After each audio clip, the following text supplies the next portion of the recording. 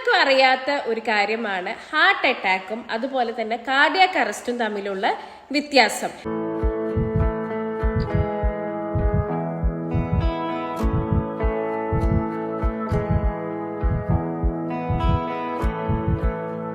Heart അറ്റാക്കിനെ പറ്റിയിട്ട് detailed video ഞാൻ കഴിഞ്ഞ പ്രാവശ്യം ഇട്ടിരുന്നു. ഇന്ന് നമുക്ക് ഡിസ്കസ് ചെയ്യാം കാർഡിയാക് അറസ്റ്റ് എന്ന് പറഞ്ഞാൽ എന്താണ്. കാർഡിയാക് അറസ്റ്റ് എന്ന് പറയുന്നത് നമ്മളെ ഹാർട്ടിലേക്കുള്ള ഇലക്ട്രിക്കൽ സിസ്റ്റത്തിന് എന്തെങ്കിലും കംപ്ലൈന്റ് വരികയോ അല്ലെങ്കിൽ ബ്ലഡ് ഫ്ലോ കുറഞ്ഞിട്ട് ഹാർട്ട് പമ്പ് ചെയ്യാനുള്ള കപ്പാസിറ്റി കുറഞ്ഞിട്ട് ഹാർട്ട് പെട്ടെന്ന് നിന്ന് പോകുന്ന ഒരു അവസ്ഥേനെയാണ് കാർഡിയാക് അറസ്റ്റ് എന്ന് പറയുന്നത്.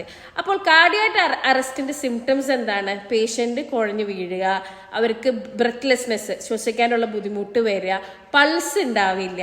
അത് കാരണം ഈ പേഷ്യന്റ് ഹോസ്പിറ്റലിലേക്ക് എത്തുമ്പോൾ ഇവർ അൺകോൺഷ്യസ് ആയിരിക്കും.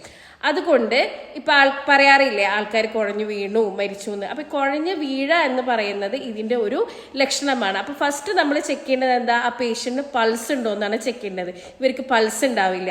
നെക്സ്റ്റ് ചെക്ക് ചെയ്യേണ്ടതെന്ന് വെച്ചിട്ടുണ്ടെങ്കിൽ അവർ ഹാർട്ട് ബീറ്റ് ചെയ്യണ്ടോ എന്ന് നോക്കണം. ഇവർക്ക് ഹാർട്ട് ബീറ്റ് ചെയ്യില്ല. അപ്പോഴാണ് നമ്മൾ CPR കൊടുക്കേണ്ടതും.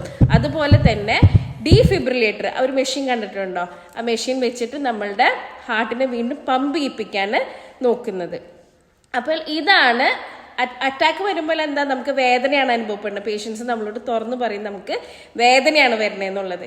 മറിച്ച് ഇവിടെ കാർഡിയാക് അറസ്റ്റ് ഉള്ള പേഷ്യൻസിന് എന്താ, അവർക്ക് പറഞ്ഞു തരാനുള്ള ശേഷി ഉണ്ടാക്കാൻ അവർ കുഴഞ്ഞ് വീണിട്ടുണ്ടാവും. അപ്പോൾ ഇതാണ് അറ്റാക്കും തമ്മിലും അതുപോലെ തന്നെ കാർഡിയാക് അറസ്റ്റ് തമ്മിലുള്ള വ്യത്യാസം എന്ന് പറയുന്നത്. തീർച്ചയായിട്ടും വീഡിയോ നിങ്ങൾക്ക് ഇഷ്ടപ്പെട്ടെന്ന് കരുതുന്നു. Please do like, share and subscribe. Thank you.